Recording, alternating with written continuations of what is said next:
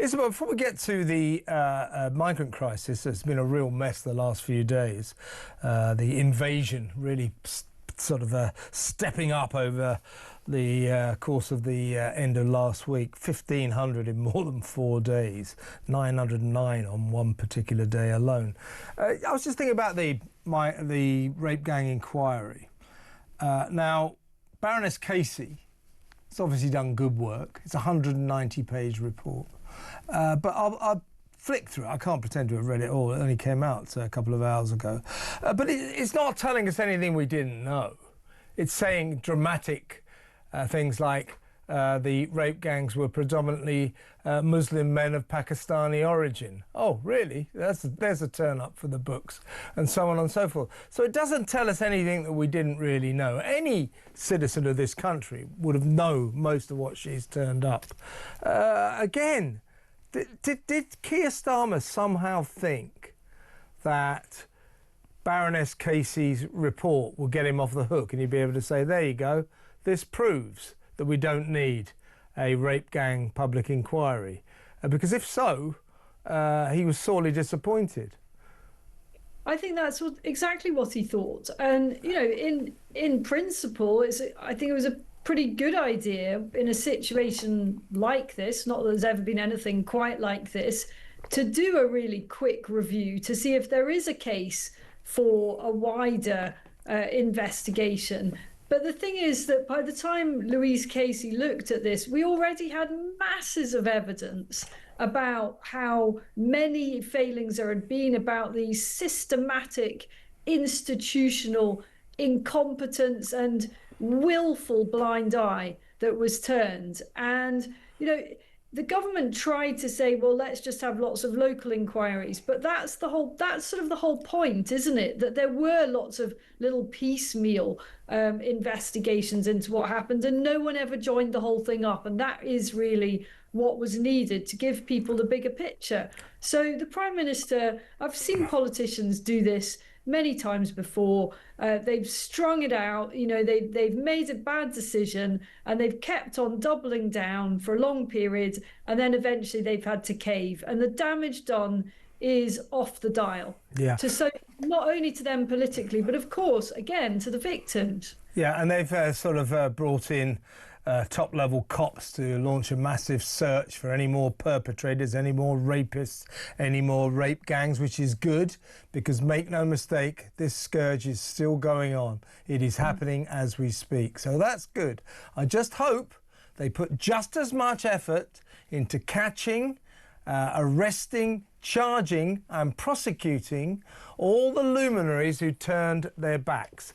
The police chiefs, the social workers, the teachers, the local politicians who these poor girls said were getting raped and who were ignored because these people did not want to be branded Islamophobic or racist. They need to be brought to justice as well. Otherwise, this inquiry won't be worth a light. So let's get the people who turned a blind eye to the worst sexual crime scandal in the history of this country. Let's get them. Let's get the police chief who didn't prosecute. Maybe get the director of public prosecutions, who from 2008 until 2013 presided over a complete failure to arrest or convict any of the rape gang culprits. That was Mr. Keir Starmer. Ooh, how about that? Yeah, let's arrest him, eh? Right, well, let's move on and let's talk about what's happened over the past few days. 1,500, more than 1,500 migrants crossed the Channel in 4 days. Despite what we keep hearing, the gendarmes are clearly still refusing to get their feet wet. They're still saying too dangerous to get into the sea, so they're just letting the migrants walk past them, wade into the sea, get into the small boats and come across. The gang's strategy achieving absolutely nothing. They have not stopped. They have not smashed a single gang since the formation of the Border Security Command 11 months ago. It is a waste of space and time. So What is the Prime Minister really going to do about this? There we go. They're paddling. It may well pan back now, and you'll see the French cops standing there with, for some reason, with riot shields on the beach, watching this happen. And they started throwing tear gas bombs at them this weekend. I actually don't want to see that. I don't want you to bomb these poor people with tear gas bombs. I want you to stop them getting in the bloody boats in the first place. Anyway, what is Two-Tier here doing about this? He's in Canada, and apparently we're told he's going... There they are, all watching. Those are the gendarmes, Lee cops, watching as our friends depart for a new life in Britain. He's going to sidle up to Macron, apparently, and say, hey, Emmanuel, could you do a little bit more to stop the boats, do you think? You know, what with, you know, us giving you £800 million over the years and you doing nothing. Do you think you could actually do something for this money? That's his new strategy, to take Emmanuel Macron aside at the G7 and say, oh, go on, stop up, you know, step it up a bit on the beaches, eh, Eman? You know, it's pathetic, isn't it? I mean, I'm afraid I think it's got to the point where the only way ahead is hardball with the French. I mean, first of all, we've got to not give them another franc these days, you know, another euro. They have already had vast sums of our money for doing absolutely diddly squat. And it's a definition of madness to keep doing the same and expect a different outcome. You know, French are laughing all the way to the bank. I get it. It makes every sense to them to just wave these people across the channel so they're no longer a French problem. You know, I can totally see why that's logical from their side, but you can't do that and take our money. That doesn't stack up at all. So we've got to find leverage against the French. We've got to find what is it, where are the pinch points, what is really going to hurt them, because the time for this very, very delicate nicey diplomacy is long past. Each and every one of those migrants getting in those boats is going to cost the British taxpayer tens of thousands of pounds in the next year. And, you know, like you, Kev, I don't want to see them sprayed with anything. You know, these are, I don't think many of them are fleeing war and terror, but they're quite reasonably pursuing a better life in the UK. And I don't blame them for that, but we've got to stop them coming. And the French are not playing their part. Yeah, just to run through it, Thursday, 400 came across. Friday, 52, relatively light day. Saturday, a bumper, 919. Sunday, no, I've got this slightly wrong. Sunday was 134, Saturday 919, Friday 52, Thursday 400. So they're just piling across. Now, you know what I was saying earlier about we're kind of screaming at the Prime Minister and going, look, you know, we have a problem with the migrant crisis. These riots are happening because of the migrant crisis. Could you please do something about it? And he doesn't like that reason. So he just pretends we're not even saying it. Do you remember when he was asked after the Southport riots, is there a problem with two-tier policing, two-tier justice, which there clearly was? He literally almost sulkily broke away from the interview and said, there's no problem with that, just walked off. So when he doesn't like the reason for anything, he pretends it's not happening. So we are screaming at this guy to say, listen, Keir, listen, Miss Calamity Cooper, your strategy of smashing the gangs, smashing the evil people smuggling gangs, is not only not working, it's not working to a catastrophic level. It is totally and utterly ineffective. After 11 months, please, can you come up with something else? But what's he doing? Smash the gang, gotta smash the gang, smash the evil people smuggling gang.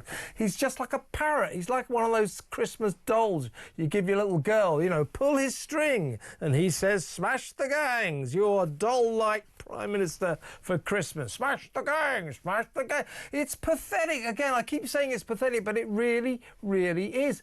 He's got to change tack. Otherwise, this is going to get worse and worse and worse, and yet he won't. Why is it that no politician, apart from Robert Jenrick, no elected politician has ever resigned over these catastrophic failings? Robert Jenrick, now Shadow Justice, he resigned on a point of principle when the Tories were in government. Got to give him some credit for that. But no one else has ever done that, and nor have any of the people who are highly paid behind the scenes, to the best of our knowledge, nor have any of those ever quit because they've achieved absolutely nothing. I want to hear from the head of this National Border Command, or whatever it is called. What exactly are they doing with our taxpayers' money? What is being achieved? I don't just want to hear, platitudes trotted out at a press conference. We need to see detail. What exactly are they doing? If it's all behind the scenes, just share with us. What are you achieving? Because from where we're sitting, the answer to that is nothing whatsoever. The weather this week looks absolutely fantastic. I would expect a whole week's worth of bumper arrivals over the next few days. As the song goes, jolly good small boating weather. They will all be coming over this week, guaranteed. But again, it's that they will not change this strategy. Now, the leader of the Border Security Command is called Martin Hewitt. He's a former cop. He gets £200,000 a year. On day one of landing the job, back in about October, it took them about 5 months to find anybody who would do the job. He said, well, you're not going to solve the migrant crisis by smashing the gangs. That won't work. So that was his opening statement. Again, Keir Starmer acted like he didn't say that and just carried on. So in the middle of last year, we gave that lot, Martin and his gang, £175 million worth of high-tech surveillance equipment to find the gangs and smash them. Surveillance, we'll find them and we'll slash them and ruin their evil trade. Well, that didn't work. So just last week, old Rachel from Accounts, in her spending review, gave them another £280 million worth of surveillance equipment. So we've given this lot, upwards of 300 million quid, getting on for 400 million pounds, maybe more than that even, in the last year or so, and they've caught the sum total of no gangs whatsoever. They need a different approach, but they won't apparently even think about adopting one. It's ridiculous. Their hand is going to be forced. I can't help thinking their hand is going to be forced. I mean, on the one hand, I think nothing's going to change between now and when we get a new government. On the other, I think this is just totally unsustainable. And not only are they not smashing the gangs are evolving. I mean, there was a story in the last few days that some of these migrants are now beginning to arrive by yacht. I mean, luxury yacht, that's right. This is next level, isn't it? I suppose the assumption being that you have arrived in a yacht, then you're probably less likely to be arrested on arrival because it looks as if you're part of some, luxury trip. Yeah. On the other hand, if you're not arrested and detained on arrival, you're not getting any free stuff. So maybe it makes sense to just be going along with the crowd. It's just absurd. It really is.